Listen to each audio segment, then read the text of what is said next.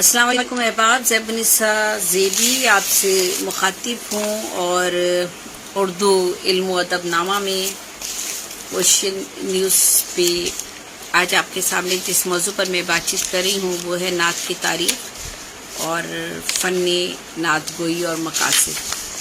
بہت مختصر سی ہی بات کرنے کی کوشش کروں گی، اس کے بعد پھر ہم انشاءاللہ اگلے کسی موضوع میں بہت تفصیل سے بات کریں گے۔ تو نعت کی تاریخ کی اگر بات کی جائے تو نعت عربی زبان کا لفظ ہے جس کے معنی وصف و خوبی اور تعریف و توصیف کے ہیں، یعنی نعت میں ہم حضور کی ثنا و ستائش اور ان کے اخلاق و کردار، فضائل و مناقب اور سیرت کی مدحت بیان کرتے ہیں۔ حضور صلی اللہ علیہ وآلہ وسلم، ٹھیک ہے، ہمارے آخری پیغمبر، ہم یعنی نعت میں ہم نبی آخر الزماں حضرت محمد صلی اللہ علیہ وآلہ وسلم کی مدحت و عظمت نثر و نظم میں بیان کرتے ہیں۔ حضور کی تعریف و توصیف، ان کے اسوہ حسنہ، شمائل و خصائل کا بیان کیا جاتا ہے۔ سب سے پہلی نعت حضور کے چچا ابو طالب نے کہی تھی، یعنی آپ یہ دیکھ لیجئے کہ شاعری جو ہے وہ ہمارے مذہب میں منع نہیں ہے، شاعری کے کچھ اصول و ضوابط ہیں، لیکن یہاں ہم نعت کی بات کر رہے ہیں۔ تو سب سے پہلی نعت حضور کے چچا ابو طالب نے کہی تھی، جبکہ ان کی پیدائش سے قبل طبعاً اسد اور ورقہ بن نوفل نے رسول اکرم کی شان میں نعت لکھی تھی۔ اصحاب میں حسان بن ثابت بھی پہلے نعت گو شعراء میں شامل ہیں اور کعب بن زبیر اور عبداللہ بن رواحہ بہترین ترنم سے نعتیں پیش کیا کرتے تھے۔ عامر بن اقوا، اسود بن سری، عباس بن ابو المطلب اور دیگر کئی شعراء نے نعتیں کہی ہیں۔ نعت گوئی کوئی آسان کام نہیں ہے، اس میں فنی باریکیوں اور نزاکتوں کا مرحلہ بہت کٹھن ہوتا ہے۔ نعت کہنے میں ایک نعت گو حضور کی محبت و عظمت اور ان کے ادب و احترام اور رسالت مآب کے حسن و جمال و اخلاق حمیدہ اور ان کی سیرت کے بیان میں جوش و بلبلی اور جنون سے گزرنے میں شرک کی بہت بڑی لغزشوں میں بھی مبتلا ہو سکتا ہے۔ یہ بات مد نظر رکھنی چاہیے کہ حضور کی ذات پر جب ہم نعت کہہ رہے ہیں تو ان سب چیزوں کو بہت مد نظر رکھنا چاہیے۔ ایک نعت گو کے لیے حصار ابدیت اور لامحدود معبودیت کو سمجھنا بھی بہت ضروری ہے۔ بندے اور آقا کا حقیقی عقیدہ اس کی نظر میں رہنا چاہیے، وہ ذات الواجب الوجود کے مقام سے پوری طرح آگاہ ہو، وہ اللہ تعالیٰ، رسول کریم صلی اللہ علیہ وآلہ وسلم، صحابہ اکرام، اہل بیت اور اطہار اور اولیاء امت کے درمیان جو فاصلہ ہے اس سے بھی مکمل شناسائی رکھتا ہوں۔ نعت لکھنا اور پڑھنا کار ثواب ہے۔ ہزاروں کی تعداد میں نعتیہ مجموعے شائع ہو چکے ہیں۔ نعتیہ محافل تواتر کے ساتھ منعقد کی جاتی ہیں۔ نعت کے ذریعے تقلید رسول کا درس دیا جاتا ہے، حضور سے محبت و مودت میں اضافہ کیا جاتا ہے، اور ہم بدعت محبوب خدا کرتے رہیں گے، اس کام کو کرتے ہیں، سدا کرتے رہیں گے۔ اور بات یہ ہے کہ آج کل کیا مطلب بعض دفعہ ایسا ہوتا ہے کہ ہم بہت زیادہ نعت، ایک جس طرح سے نعت کے لیے کہا گیا ہے کہ اور یہ نعت جو ہے وہ کس طرح سے کتنی اہم ہے اور نعت گوئی، اور اس میں جیسا کہ میں نے بتا ہی دیا ہے کہ نعت لکھنا اور پڑھنا جو ہے یہ کار ثواب ہے، اور جب ہم نعت کی محفلیں منعقد کرتے ہیں اور ان نعت کی محفلوں میں اول تو سارے نعت گو شعراء ہمارے جو ہیں جو حضور کی شان میں نعت کہہ رہے ہیں ان میں کوئی اختصاص نہیں ہونا چاہیے، یعنی یہ بڑا ہے، یہ چھوٹا ہے، یہ افضل ہے اور یہ افضل نہیں ہے، یہ سینئر ہے، یہ جونیئر ہے۔ میرا خیال ہے کہ ان چیزوں کو بھی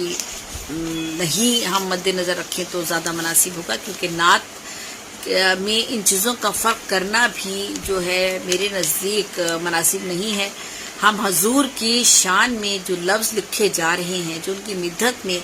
جو الفاظ کہے جا رہے ہیں، ان الفاظ کو، ان نعتوں کو کمزور کہنا یا مضبوط کہنا، یا ان کو یہ کہنا کہ یہ نعت بہت اچھی ہے اور یہ نعت اتنی اچھی نہیں ہے، اور بعض نعتوں کو داد دینے میں جو ہے وہ اتنے حد سے زیادہ گزر جانا کہ یہ محسوس ہی نہ ہو کہ یہ نعت کی محفل ہے، اور آپ اس میں جو ہے وہ کیا کہنا چاہیے، ہم بت پرستی کی طرف مائل تھے نا، مطلب بت پرستی کہی جاتی تھی، بتوں کو پوجنا، تو یہاں یہ ہوا کہ شاعروں کو پوجنا ہو گیا، اور شعرا کو پوجنا ہو گیا، کسی شعرا کی شان میں تو زمین و آسمان کے قلابے ملا دینا، اور کسی کو جو ہے وہ کوئی اہمیت نہ دینا۔ یہ چلے عام مشاعروں تک تو یہ بات چلے ٹھیک ہے، جیسے بھی جو بھی چل رہا ہے سلسلہ وہ چل رہا ہے، چلنے دیجیے اسے، اس میں میں نہیں کوئی بات کرنا چاہتی، میں صرف نعت کی محفل کی بات کر رہی ہوں کہ جب نعت کی ایک محفل ہوتی ہے، یعنی نعتیہ مشاعرہ ہوتا ہے، نعتیہ ہو یا حمدیہ مشاعرہ، اگر آپ محفل منعقد کرتے ہیں، مشاعرہ اسے کیا کہیں، منعقد کرتے ہیں، تو اس میں میں نے دیکھا کہ بعض جگہ جو ہے وہ نعت پڑھی، اور اگر کوئی اپنی پسندیدہ شخصیت ہے تو اس کو جی وہ آسمان تک لے گئے اٹھا کر، اور شور اتنا داد و تحسین کا شور، اور کان پڑی آواز سنائی دے رہی ہے، اور وہ نعت کے لفظ سنائی نہیں دے رہا ہے، سمجھ نہیں آ رہا ہے، وہ جو ترنم سے پڑھ رہے ہیں وہ ترنم اس قابل ترنم کیا کہے، یہ نہیں کہنا چاہیے نعت کے معاملے میں نہ ترنم، تو خیر کیا کہا جائے، لیکن بہرحال نعت کا احترام بھی یہ ہے کہ اگر ترنم اچھا نہیں ہے تو نہیں اس نعت کو پڑھنا چاہیے تھا، تو لفظ ہی پڑھنا چاہیے کہ ترنم میں لفظ گڑبڑ نہ ہو جائے، واضح طور پہ نعت کے الفاظ سمجھ میں آئے۔ تو نعت کو جو ہے بہت ہی عزت و احترام کے ساتھ، اور ایک محفل جو برپا کی جاتی ہے جو حضور کی شان کے لیے ہم کرتے ہیں، جس میں ہم ان کی مدحت میں ہم الفاظ کہتے ہیں، اس میں ہر شاعر برابر ہوتا ہے، اور ہر شاعر نے اپنے اپنے انداز سے حضور کی مدحت میں اشعار کہے ہوتے ہیں، تو کوئی شعر کم نہیں ہوتا، کوئی شعر اس میں برتر نہیں ہوتا، اور کسی بہت ہی عزت و احترام کے ساتھ، خاموشی کے ساتھ، خلوص نیتی کے ساتھ، جذب کی کیفیت میں ڈوب کر نعت کو سننا چاہیے، اور اپنے ضمیر کے سامنے جواب دہ ہونا چاہیے، کیا ہم حضور کی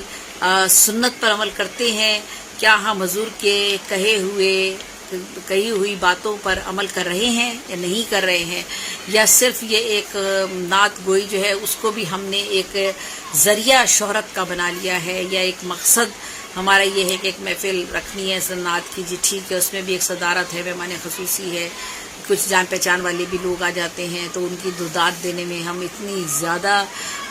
شور و شرابہ کرتے ہیں کہ نعت کا تقدس اور محفل کا تقدس جو ہے وہ برقرار نہیں رہتا، تو بہت ہی تکلیف دہ وہ صورتحال ہوتی ہے ان لوگوں کے لیے جو نعت کی اہمیت کو سمجھتے ہیں، اور کہ نعت اللہ تعالیٰ جو ہے یہ ایک ایسی نعت کہنا یا حمد کہنا، اور یا مناجات ہے، منقبت ہے، اسلامی کلام ہے، کسی بھی حوالے سے کلام کہا جائے جو اسلامی موضوعات پر ہو رہا ہے، ان تمام میں ہمیں جو ہے ان چیزوں کو مد نظر رکھنا چاہیے کہ ہم اس محفل میں جو ہے خلوص نیتی کا مظاہرہ کریں، اور خاموشی کے ساتھ محفل کو سنیں، داد دینے کی ضرورت محسوس ہو، اچھا شعر اگر ہے تو ضرور داد دیں، لیکن داد دینے کا ایک طریقہ کار ہے، ایک دفعہ داد دے دیجئے، 2 دفعہ دے دیجئے، طریقے سے داد دیجئے، شور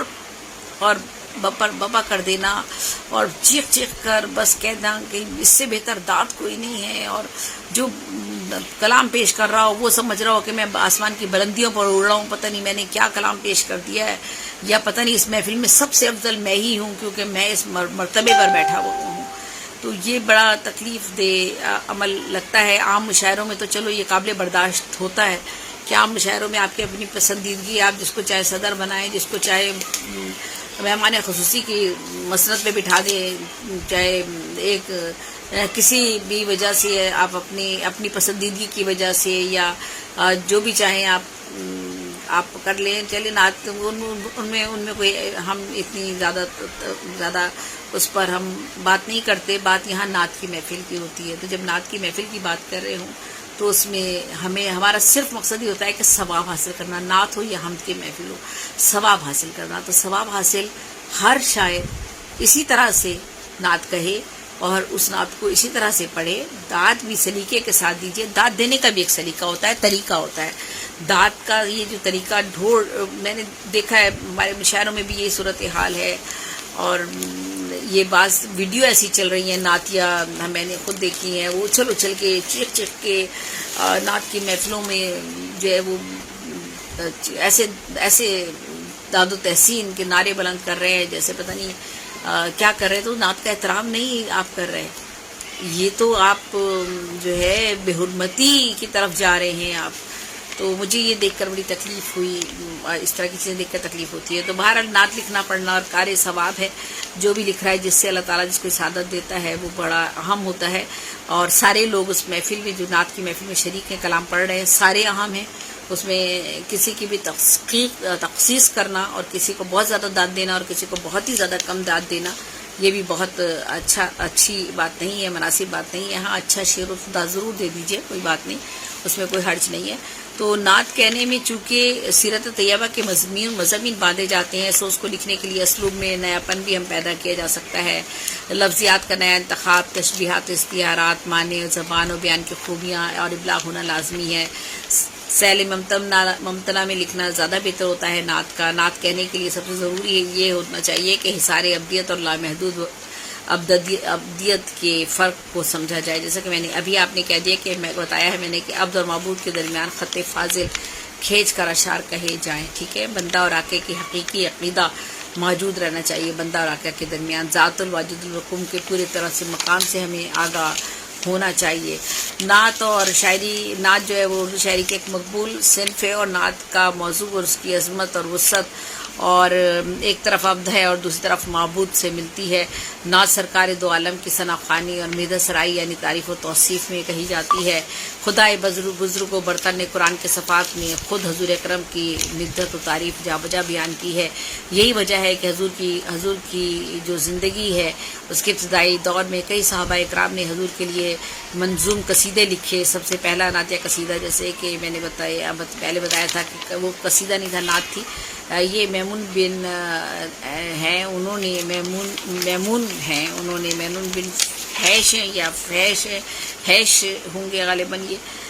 یا فیش ہے نام اس کا, مجھے صحیح سے میں نہیں پڑھا جا رہا تھا, نے لکھی تھی. اس کے علاوہ حضرت حسان بن ثابت کا نام میں بتا چکی ہوں, عبداللہ بن روا, کعب بن مالک, زید اور زرار بن زور نے بھی نعتیہ اشعار کہے. اور اہل بیت میں حضرت علی, حضرت فاطمۃ الزہرا, حضرت حمزہ کے نام بھی سر فہرست آتے ہیں. اور عالمی نعت گوئی کے فن کو درجۂ کمال تک پہنچانے والوں میں شیخ سعدی, جامی, رومی اور جو ہے عطار, شمس تبریز, نظامی, قدوسی, عرفی اور امیر خسرو کے نام جو ہے ان کا تذکرہ ہمیں ملتا ہے. نعت گوئی لطیف, نازک اور مشکل ترین صنف ہے, جیسا کہ میں نے بتا ہی دیا. نعت کہتے وقت جو ہے نعت کی نزاکت اور اس کی حدود کو بہت زیادہ مد نظر رکھنا چاہیے. نعت گوئی کا فن پورے سرات کا سفر ہے جس میں قدم پر لغزش پاک کا خطرہ رہتا ہے. اللہ اور رسول کے فرق میں امتیاز جو ہے اسے برقرار رکھنا ازحد ضروری ہے. اللہ کی ذات سے حضور کے مرتبے کو بڑھا دینا شرک اور بدعت ہے, اور ذرا سے خیال اور الفاظ کی کوتاہی ایمان و اسلام اور دین و مذہب کو خطرے میں ڈالتی ہے, اب مناسب نہیں ہے. بہت محتاط طریقے سے لکھنا چاہیے. نعت کا موضوع اس کی وسعت و عظمت میں جو ہے وہ بہت خیال رکھنا پڑتا ہے, اور یہ ایک بڑا طویل موضوع ہے جس پر بہت سی گفتگو کی جا سکتی ہے. نعتیں میں نے بھی بے شمار کہی ہیں. نعت کے میرے غالباً 3 مجموعہ کلام ہیں. نعتیہ شاعری, نعتیہ ہے, حمدیہ اور اسلامی شاعری پر. اور ابتدا میں نعت میں حضور کے حوالے سے تم اور تیرا کے لفظ بھی استعمال ہوئے ہیں اور بڑے بڑے شعراء نے استعمال کیے ہیں اس میں, لیکن مناسب یہی ہے کہ آپ کا لفظ استعمال کیا جائے. ہوتا یہی ہے کہ جب ہم ان کی تعریف میں جب نعت لکھی جاتی ہے تو چونکہ بہور اور عروض کی پابندی کرتے ہوئے بعض جگہ آپ کا لفظ نہیں آ رہا ہوتا تو لوگوں نے تو بھی اور تمہارا بھی استعمال کیا, تو بے شمار بڑے شعراء نے استعمال کیا ہے. تو ایسا ہوا ہے, اور وہ نعتیں خاصی مقبول بھی ہیں اور پڑھی بھی جاتی ہیں. تو لیکن بہرحال اس میں بہت احتیاط کی ضرورت ہے. آپ کا لفظ استعمال کرنا زیادہ احسن ہے، افضل ہے، اچھا ہے. تو یہ اس چیزوں کا خیال رکھنا چاہیے. تو بس بہرحال نعت کے حوالے سے آج اتنا ہی، مختصراً ہی بات کرتی ہوں، اس سے زیادہ نہیں، کیونکہ بہت میرے طویل لیکچر ہو جاتے ہیں تو پھر ذرا سننے میں بھی مشکل ہوتی ہے. تو بس کہ مجھے زیب سزیبی کو اجازت دیجیے. اللہ حافظ، اللہ نگہبان. اور یہ اردو علم و ادب نامہ جو اوشین نیوز چینل پہ شیروان صاحب اس کے منتظم ہے، اس چینل کے، اور ان کی پوری ٹیم، ان کا شکریہ ادا کرتی ہوں. ان کے پیج پہ آج میں نے یہ پروگرام کیا ہے، اور کسی وقت انشاءاللہ کوشش کروں گی کہ اس کو کسی اور چینل پر اگر پیش کروں تو اور زیادہ تفصیل کے ساتھ نعت کے حوالے سے بات کروں گی. تو نعت کے حوالے سے بڑے طویل مضمون بھی جو ہے وہ میں نے لکھے ہوئے ہیں، لیکن کوشش کی ہے کہ مختصر میں وہ باتیں کر لوں